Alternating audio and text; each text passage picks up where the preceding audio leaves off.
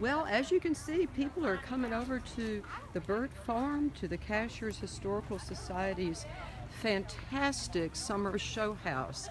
And the beautiful house, as you can see it, situated in the middle of 163 acres, is a very fine old home owned by the Zachary family many years ago. And then it moved on into other hands, and now it's a show house. So it's very fun to see how they've set up. They use golf carts to come up the driveway for people to check in. This is all live. And there will be a lecture in just about 45 minutes, which will be my lecture, actually.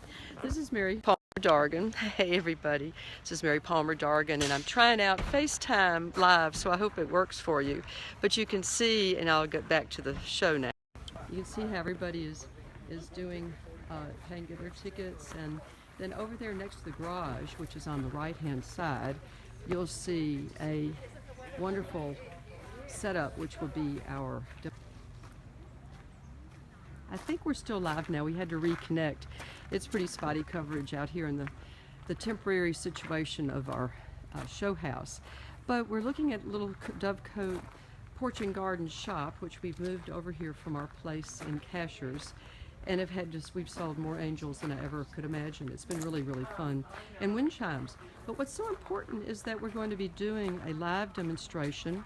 We'll have Prosecco being served to the guests and wonderful cupcakes from Cream and Flutter. But to give you a preview, we're going to talk about fabulous things that you can actually do from your own garden. And you can see that these are teas or tisanes, where we have sumac floating and basil with nasturtium and mint on the other side.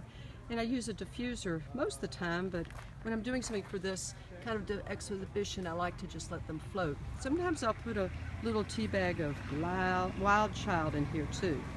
Now, as you look across the table, you can see some of the ingredients. These are fresh from our garden. I'll be adding some lemons and limes to the mix, and then we have a great display of elderberries, because we're going to be doing a foraging feast next week, and I wanted you to see what elderberries look like. We also are going to be talking about the vinegars you can make from your own garden, and these are some. We use cider apple vinegar, how you can actually preserve and put up a lot of your different wines, or just however you want to drink your garden. That's the idea. These are some of the admixtures that we use for our bitters. You can see they're different. They're all organic plants, and then you do bitters both in either a gin or vodka or a very high proof grain alcohol. So what we have soaking here is a great example of elderberries with green apples that have been soaking now for 3 weeks. I hope you're getting this. It says my connection's weak, but we're trying. And anyway, then you can also do a bourbon base, which we do often with our cherry hazelnut. I've been cooking over here on the Bunsen burner, and I've got the hot sugar almost all ready for us, because we need to add that to the separation in the water extraction that we're doing.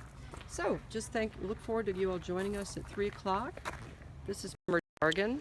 Hey, here I am again in person. I'm experimenting with this new technology, and we look forward to seeing you at 3 o'clock Eastern Time. Thank you, and tell your friends. Please spread the word.